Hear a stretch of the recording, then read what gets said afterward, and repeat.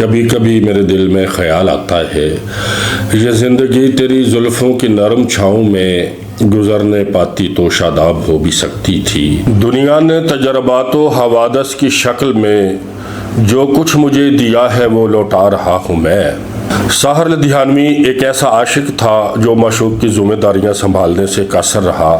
साहिर औरतों को फांसने की पूरी कोशिश करता, जब वो फंस जाती तो खुद भाग जाता। साहिर वो वाहद शायर है जिसने पूरी फिल्म इंडस्ट्री पर अपनी शायरी के ज़रिए हुकूमत की। वो यक वक्त एहतजाजी और रोमानवी लबो लहजे का शायर था। साहिर ने अपने गीतों के ज़रिए करोड़ों दिलों पर हुकूमत की। गवर्नमेंट कॉलेज लुधियाना से BA का इम्तिहान पास ना कर सका। तरक्की पसंद तहरीक से वाबस्ता होने की वजह से हर वक्त गिरफ्तारी के खौफ में मुब्तला रहा। 1971 में भारत से पद्म श्री का अवार्ड हासिल किया। उन्होंने अपनी शायरी के जरिए दुनिया को बदलने की कोशिश की। हज़रात, आज हम एक ऐसे शायर की बात करेंगे जिसने अपनी शायरी के ज़रिए करोड़ों दिलों पर हुकूमत की, जिसने अपनी शायरी के ज़रिए अपने ख्वाबों को ताबीर दी, जिसने अपनी शायरी के ज़रिए पूरी इंडियन फिल्म इंडस्ट्री पर हुकूमत की और जिसने साबित किया कि गीत जो है वही किसी फिल्म की कामयाबी का बायस हुआ करते हैं। जी हाँ सामीन मोहतरम, आज हम बात करेंगे साहर लुधियानवी की। साहर लुधियानवी मशरकी पंजाब के शहर लुधियाना में 8 मार्च 1921 को एक बहुत बड़े ज़मींदार घराने में पैदा हुए। उनका नाम अब्दुल हई रखा गया। लुधियाना शहर लोधी सल्तनत ने आबाद किया था और इसका नाम लुधियाना था, जो बाद में कसरत इस्तेमाल की वजह से लुधियाना हो गया। इनका ताल्लुक गुज्जर ख़ानदान से था।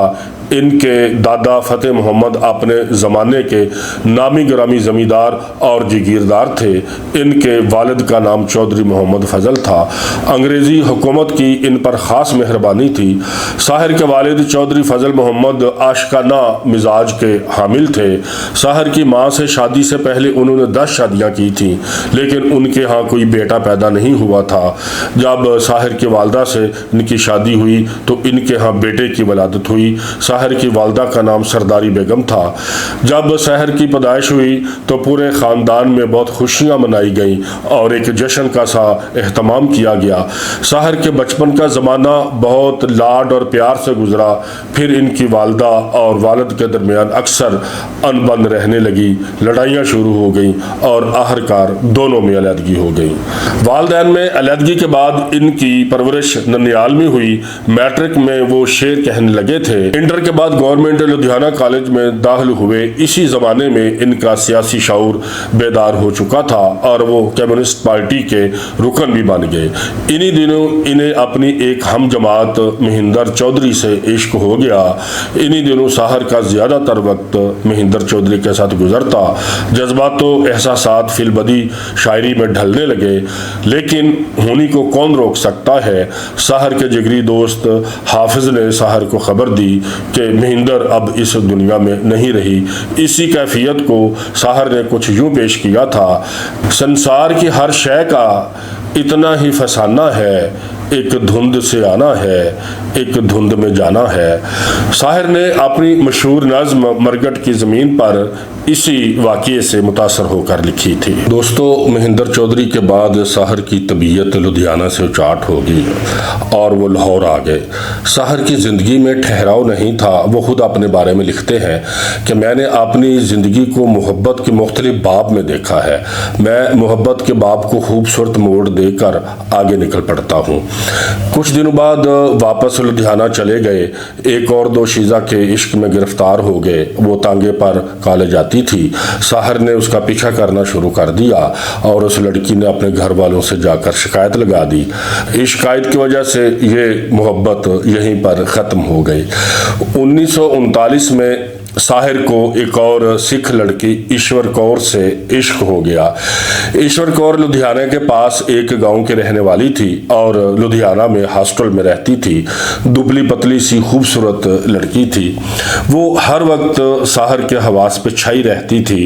इन्हीं दिनों की कैफियत को साहिर ने अपने एक शेर में यूँ बयान किया है कि रंगों की बरखा है, खुशबू का साथ है, रंगों की बरखा है, खुशबू का साथ है, किसको पता है अब दिन है कि रात है। इन्हीं दिनों में साहिर ने अपनी मशहूर ज़माना नज़्म रक्स व सरूद भी लिखी। ईश्वर कौर भी साहिर से मोहब्बत करने लगी थी। साहिर का ये शेर इसी मोहब्बत की निशानी है कि सुना है हर जवां पत्थर के दिल में आग होती है, मगर जब तक न छेड़ो शर्म के पर्दे में रहती है। इसी मोहब्बत के नतीजे में साहिर को कॉलेज से निकाल दिया गया और ईश्वर कौर बदनामी की वजह से कॉलेज छोड़ गई। साहिर हालात से बादिल होकर लाहौर आ गए। लाहौर आकर भी साहिर की बेचैन रूह को करार ना आया और वह मुसलसल ईश्वर कौर को खत लिखते रहे। ईश्वर साहिर की मोहब्बत में गिरफ्तार अपने घर बार को छोड़कर लाहौर साहिर के पास आ गई। साहिर इन दिनों बेरोजगार था, वैसे भी जज्बाती आदमी था। साहिर ऐसा आशिक था जो माशूक का बोझ नहीं उठा सकता था और उसकी बातें सुनकर ईश्वर कौर रोती रुलाती लुधियाना वापस आ गई। इसी कश्मकश को साहिर ने अपने मशहूर गीत में लिखा था कि बिछड़ गया हर साथी देकर पल दो पल का साथ, किसको फुर्सत है जो थामे दीवानों का हाथ। उनको अपना साया तक अक्सर बेजार मिला, हमने तो जब भी खुशियां मांगी कांटों का हार मिला। जाने वो कैसे लोग थे जिनके प्यार को प्यार मिला। 1942 में लाहौर और अमृतसर के दरमियान एक कस्बा प्रीतनगर में एक बहुत बड़े मुशायरे का एहतमाम किया गया, जिसमें साहिर को भी मदऊ किया गया। इस मुशायरे में साहिर पहली बार अमृता प्रीतम से मिला। साहिर की ये पहली अमृता प्रीतम से मुलाकात थी। अमृता इन दिनों इतनी मशहूर नहीं थी, अगरचे इसकी कुछ नज़में और कहानियां सामने आ चुकी थीं, लेकिन साहिर अपनी रोमानवी और अपनी एहतजाजी लबो लहजे की शायरी की वजह से बहुत मशहूर हो चुका था। साहिर ने अमृता के दिल में जगह बनाने के लिए इसकी पंजाबी शायरी को उर्दू में तर्जमा करने लगा। जाहिर है इस अमल का अमृता पे काफ़ी गहरा असर पड़ा कि इतना मशहूर शायर मेरी नज़मों का तर्जमा कर रहा है। इस तरह से ये मुलाकातों का सिलसिला शुरू हो गया और साहिर और अमृता एक दूसरे से मोहब्बत करने लगे। सामिन मोहतरम, साहिर की ये मशहूर नज़्म इन्हीं दिनों की यादगार है। कभी कभी मेरे दिल में ख्याल आता है, ये जिंदगी तेरी जुल्फ़ों की नरम छाँव, ये तीरगी जो मेरे जिस्त का मुकद्दर है, तेरी नज़र की शुआओं में खो भी सकती थी। 1945 में साहिर का शेरी मजमुआ तलखियाँ छपा, जिसके छपते ही साहिर की मकबूलियत में बेपनाह इजाफा हो गया। साहिर को पूरे हिंदुस्तान में होने वाले मुशायरों में इज़्ज़त और तकरीम से मदऊ किया जाने लगा। साहिर अपने शेरी मजमुए की वजह से तरक्की पसंदों में भी कदर की निगाह से देखे जाने लगे और मोहब्बत की शायरी को पसंद करने वाले लोगों की दिलों की भी धड़कन बन गए। साहिर की मशहूर नज़में जो वो कॉलेज के ज़माने से लिखते चले आ रहे थे, सारी नज़में इस मजमूए में शामिल थीं, जिनमें चकले और ताजमहल भी थी। साहिर की नज़म ताजमहल ने तो मकबूलियत के सारे रिकॉर्ड ही तोड़ दिए, क्योंकि साहिर से पहले किसी ने भी ताजमहल को इस नज़र से नहीं देखा था जिस नज़र से साहिर ने ताजमहल को देखा और उस पर नज़म लिखी। एक शहनशाह ने दौलत का सहारा लेकर हम गरीबों की मोहब्बत का उड़ाया है मजाक, मेरी महबूब कहीं और मिलाकर मुझसे। मोहतरम, इस दौरान अमृता और साहिर की मुलाकातों का सिलसिला जारी रहा। साहिर लिखते हैं कि मैं जब भी अमृता से मिलता तो वो मेरे चेहरे और हाथों की उंगलियों को बड़े गौर से देखती थी। मुझे ऐसे लगता था कि वो हर वक्त मेरे तस्वुर में गुम रहती है। इन्हीं दिनों वो सिगरेट नहीं पीती थी। एक दिन उसने मुझे बताया कि वो मेरे छोड़े हुए सिगरेटों के टोटों को सुलगाकर पीती है और इस तरह मेरी गैर मौजूदगी में मेरी मौजूदगी को महसूस करती है। साहिर ने इन्हीं दिनों अमृता के लिए एक नज़म लिखी थी, मैंने जिस वक्त तुझे पहले पहल देखा था, तू जवानी का कोई ख्वाब नजर आती थी। ये तवील नज़म इतनी खूबसूरत है कि कारी नज़म को पढ़ते पढ़ते खुद इस नज़म का हिस्सा बन जाता है।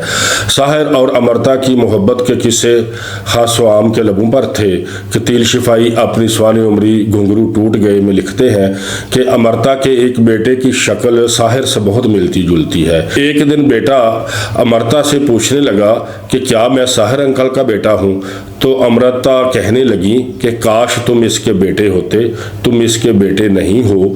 ये सारा परछाई का सच है। तुम्हारी पैदाइश के वक्त मैं हर वक्त साहिर के मुतल्लिक सोचती थी, इस वजह से तुम्हारी शक्ल साहिर अंकल पर है। जबकि कतील शफाई ने मुख्तलिफ मिसालों से इस बात की नफ़ी की है और बैन सतूर यही कहा है कि अमरता का बेटा सचमुच साहिर का बेटा है, क्योंकि साइंस में परछाइयों की कोई अहमियत नहीं है। क्योंकि अगर ये परछाइयों वाली बात सच होती, इसमें कोई हकीकत होती, तो तमाम हिंदू औरतों के यहाँ बेटे कृष्णा की शक्ल में पैदा होते। क्योंकि हिंदू हमला औरतें अपने कमरों में देवता कृष्णा की मूर्तियां लगाती हैं ताकि इनके बच्चे खूबसूरत हों, लेकिन जाहिर है कि इस तरह से मुमकिन नहीं है। दोस्तों, इन्हीं दिनों साहिर सवेरा अदब लतीफ़ और कई अदबी रसालों में काम करते रहे, लेकिन मुआशी तौर पर वो इस सारी सूरत हाल से मुतमिन नहीं थे। दूसरी तरफ तरक्की पसंद नज़रियात की वजह से एजेंसियों की तरफ से इन्हें मुसलसल धमकियाँ मिल रही थी, जिसका बरमला इजहार उन्होंने अहमद नदीम कासमी से किया और अहमद नदीम कासमी ने उनको लाहौर से निकल जाने का मशवरा दिया। अमरोज़ अखबार में अच्छी मुलाजमत मिलने का मौका मुयसर आ सकता था, लेकिन वो भी चिराग हसन हसरत की वजह से वो मौका ज़ाया हो गया। तरक्की पसंद अदीब हमीद अख्तर जब कराची में गिरफ्तार हो गए तो साहिर इस सारी सूरत हाल से बहुत परेशान हुए। 1948 में जून के शदीद मौसम में वो लाहौर से बगैर किसी को बताए निकल गए। इन्हीं दिनों वीज़े की पाबंदियां नहीं थीं। साहिर कुछ अरसा दिल्ली में रहे, वहाँ तरक्की पसंद दोस्तों से मिलते मिलाते रहे। प्रीत लड़ी जो वहाँ का अखबार था उससे वाबस्ता हो गए। मई 1949 को वो मुंबई चले गए। साहिर इससे पहले भी मुंबई जा चुके थे, लेकिन अब की बार वो कश्तियाँ जला कर आए थे और वो अपने ख्वाबों को ताबीर देने के लिए हर हद से गुजर जाना चाहते थे। साहिर जब मुंबई पहुँचे तो उस वक्त इब्राहिम जलीस, हमीद अख्तर, हाजरा मसरूर और खदीजा मसरूर मुंबई में मौजूद थी। खदीजा मसरूर और हाजरा मसरूर दोनों अफसाना निगार थीं, सगी बहनें थीं। दोनों के साथ साहिर के बहुत अच्छे ताल्लुकात थे, लेकिन हाजरा की तरफ साहिर का झुकाव ज़्यादा हो गया। दोनों में नज़दीकियाँ बढ़ने लगी। ये नज़दीकियाँ कब चाहत में तब्दील हो गईं, दोनों को पता ही ना चल सका। वो सारा दिन इकट्ठे रहते। वो जो कहते हैं कि इश्क और मुश्क दोनों छुपाए नहीं छुपते, यही हाल इनके साथ भी हुआ। लिहाजा हाजरा साहिर को अपने वालदैन से मिलाने के लिए लखनऊ ले गईं। हाजरा के वालिद हसन आबदी एक सहाफ़ी थे जो बग़ैर वक्त गंवाए दोनों की शादी के लिए राज़ी हो गए। मंगनी की रस्म हाजरा की बड़ी बहन इशरत दुरानी के घर में बम्बई में अंजाम दी गई, लेकिन ये मंगनी भी चंद दिनों में ही टूट गई। इसकी बहुत सी वजूहात थी। उनमें से एक वजह यह भी थी कि एक मुशायरे में मुकाबिर का तलफ़ुज़ हाजरा से पूछा। हाजरा ने जो बताया वही साहिर ने मुशायरे में पढ़ दिया, जिस पर जोश मलिहाबादी ने फिक्रा कसा। इसे साहिर ने अपने लिए तौहीन समझा। वो गुस्से में आ गए और बहुत सी वजूहात में एक ये वजह भी बनी मंगनी टूटने की। मुंबई में कदम जमाने के लिए साहिर ने बहुत मेहनत शुरू कर दी। मुख्तलिफ फिल्म प्रोड्यूसरों के दफ्तरों के चक्कर लगने लगे, लेकिन फिल्म वालों का अज़ल से ये वतीरा रहा है कि वो चढ़ते सूरज को सलाम करते हैं। साहिर ने कोशिशें जारी रखी। प्रोड्यूसरों के रवैयों से वक्ती तौर पर बहुत दिल बर्दाश्ता भी हुए, लेकिन मुस्तकिल मिजाजी के सिवा कोई हल भी नहीं था। साहिर एक जगह पे लिखते हैं कि मैं शाहद लतीफ़ के पास गया जो असमत चुगताई के शोहर थे और बड़े कामयाब प्रोड्यूसर और डायरेक्टर थे। उनकी 1948 में ज़िद्दी और 1950 में आरज़ू इंतहाई कामयाब फिल्में साबित हुई। कहने लगे कि इन दिनों तुम्हारे हालात ठीक नहीं है, तुम 2 वक्त का खाना मेरे साथ खा लिया करो, लेकिन फिल्मों के गीत लिखना तुम्हारे बस की बात नहीं है। देखा है ज़िंदगी को कुछ इतने करीब से, देखा है ज़िंदगी को कुछ इतने करीब से, चेहरे तमाम लगने लगे हैं अजीब से। इस तरह के कई वाक़यात साहिर की ज़िंदगी में गुजरते रहे। इन्हीं दिनों साहिर की माँ भी इनके साथ मुंबई में मौजूद थी। बिलाहिर इनकी मशहूर गज़ल मोहब्बत तरक की मैंने, गिरेबां सी लिया मैंने को अनल बिस्वास ने अपनी फ़िल्म में शामिल कर लिया। 50 की दहाई में म्यूज़िक डायरेक्टर ख़याम के साथ मिलकर साहिर ने शायकीन फ़िल्म को शगुन, काफर, कभी कभी और कई यादगार फिल्में दी। फिल्म कभी कभी के गीतों ने तो मकबूलियत के रिकॉर्ड कायम कर दिए। उस वक़्त की मशहूर जो कंपनी थी HMV रिकॉर्ड कंपनी ने साहर को गोल्डन रिकॉर्ड के नाम से नवाजा, जो उस वक्त फिल्म इंडस्ट्री में किसी भी शायर के लिए ये पहला इनाम था। इसी दौर में साहर के नगमों से सजी हुई एक नई फिल्म नया दौर सामने आई, जिसमें साहर के गीत ने लोगों के दिल जीत लिए। जिसमें उनकी ये बड़ी मशहूर नज़्म थी, तुमसे कुव्वत लेकर तुमको अब मैं राह दिखलाऊंगा, तुम परचम लहराना साथी मैं बरबत पे गाऊंगा, आज से मेरे फ़न का मकसद जंजीरें पिघलाना है, आज से मैं शबनम के बदले अंगारे बरसाऊंगा। 60 की दहाई में साहर की मुलाकात सिद्धा मल्होत्रा से हुई। सिद्धा मल्होत्रा मौसीकी में तलीम याफ्ता थी और वो फिल्मी दुनिया में अपनी जगह बनाने के लिए कोशिश कर रही थी। साहर को मेहनत करने वाले लोग अच्छे लगते थे, क्योंकि उनको वो अपने इब्तदाई दिनों का ज़माना याद आ जाता था और वो कोशिश करते थे कि इन लोगों की मदद करें। इसी तरीके से उन्होंने सिद्धा मल्होत्रा की भी मदद की और साहर की कोशिशों की वजह से सिद्धा को फिल्मों में गाने के मौके मिलते रहे। सिद्धा मल्होत्रा के गाए हुए गाने फिल्मों में बहुत मशहूर हुए। इस तरीके से सिद्धा और साहर की मुलाकातें रोज़ का मामूल बन गईं। इन्हीं मुलाकातों की वजह से वो एक दूसरे के करीब भी आ गए। लेकिन साहर के रास्ते में वही नफसियाती पेचीदगियाँ और गुजरे हुए दिनों के अधूरे रिश्तों की चुभन रुकावट बन गई, जिसकी वजह से दोस्ती का ये सिलसिला मुनक़ता हो गया। सिद्धा ने कहीं और शादी कर ली। कुछ अरसा बाद जब सिद्धा से दोबारा मुलाकात हुई साहर की, तो साहर ने अपनी वो मशहूर नज़्म लिखी, चलो एक बार फिर से अजनबी बन जाए हम दोनों, ना मैं तुमसे कोई उम्मीद रखूं दिल नवाजी की, ना तुम मेरी तरफ देखो गलत अंदाज नज़रों से, ना मेरे दिल की धड़कन लड़खड़ाए मेरी बातों से, न जाहिर हो तुम्हारी कशमकश का राज नज़रों से, चलो एक बार फिर से अजनबी बन जाए हम दोनों, चलो एक बार फिर से अजनबी बन जाए हम दोनों। साहर अब मकबूलियत की बुलंदियों पर था। उसके गीत हर फिल्म की कामयाबी के ज़ामन समझे जाते थे। वो अपने गीतों के मुंह मांगे दाम वसूल करता। इस वक्त साहर के दिलो दिमाग में दो चीज़ें चलती थी। एक वो इब्तदाई दिनों के वो अज़ियतनाक चक्कर जो वो प्रोड्यूसरों के लगाता था, और दूसरी चीज़ जो साहर के जहन में चलती थी वो ये थी कि जो नए लोग आते हैं जो अपनी रोज़ी रोटी के लिए मुसलसल कोशिश कर रहे हैं, उनकी मदद करना। साहर की ज़िंदगी में बेशुमार ऐसे वाक़यात हैं जो बयान करने को दिल चाहता है, लेकिन ज़ाहिर है कि सारे वाक़यात यहाँ पे हम बयान नहीं कर सकते। सिर्फ एक वाक़या सुन ले। 1960 में साहर अपनी मकबूलियत की बुलंदियों पर था और उसे पूरे हिंदुस्तान से ख़त आते थे, जिनमें ज़्यादातर जो खतूत थे वो लड़कियों के होते थे। ऐसे ही एक दिन ख़तों को उलटते पुलटते एक ख़त खोला तो उसमें एक तस्वीर नीचे गिर पड़ी। ऐसी तस्वीरें अक्सर ख़तों में आती थी, लेकिन ये तस्वीर हैदराबाद की एक नहायत खूबसूरत लड़की की थी। साहिर ने दिल के हाथों मजबूर होकर इस ख़त का जवाब दे दिया। थोड़े दिनों बाद दोबारा उसी लड़की का हाथ आया। ये सिलसिला कुछ दिन ऐसे चलता रहा। वो लड़की शादीशुदा थी और उसकी एक बेटी भी थी। साहिर हैदराबाद में मौजूद अपने दोस्त करतार दुग्गल के पास पहुंच गया। इत्तफाक से वहां पर सरदार जाफरी भी अपनी बीवी के साथ मौजूद थे। वो खतून सुबह सवेरे दुग्गल साहब के घर आती और शाम को वापस चली जाती। एक ऐसे ही दिन वो खतून दुग्गल साहब के घर थी कि उसका शोहर आ गया। दुग्गल साहब की बीवी बहुत परेशान हुई इस सारी सूरत हाल पे। उन्होंने उस औरत के शोहर को कहा कि वो हमारे घर नहीं है।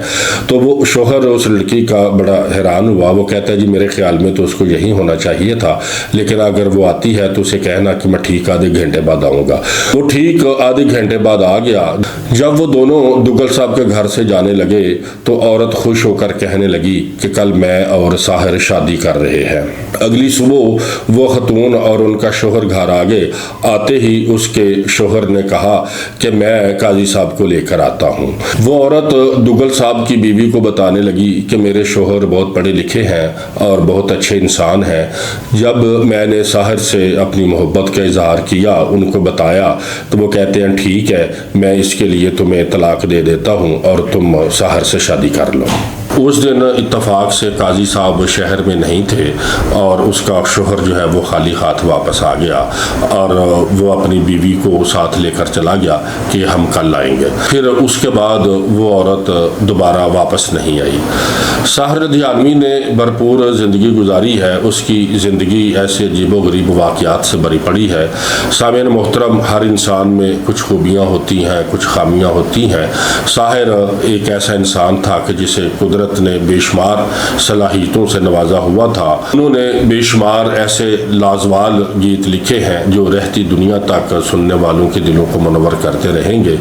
मशहूर फिल्म स्टार नरगिस लिखती हैं कि साहिर के नगमे इतने खूबसूरत और मुतासिर कुन होते हैं कि सुनते ही दिलो दिमाग में उतर जाते हैं और हम उन्हें अपनी तन्हाई के लम्हात में गुनगुनाना शुरू कर देते हैं।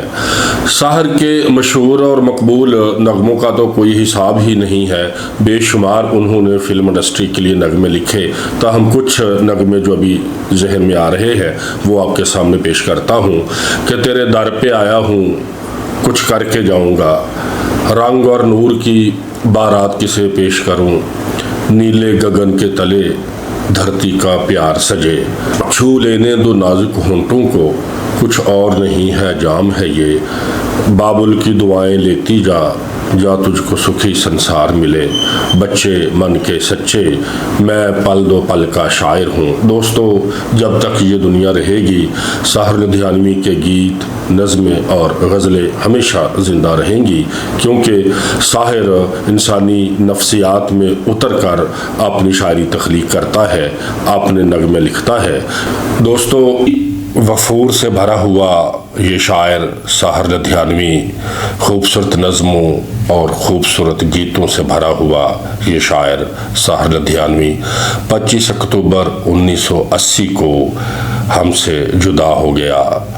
आपको ये हमारा सिलसिला कैसा लगता है, अपनी आरा से ज़रूर नवाजें। हमारे इस चैनल को सब्सक्राइब करें, इस प्रोग्राम को लाइक और शेयर करें ताकि हमारी ये आवाज़ ज़्यादा दूर तक जा सके।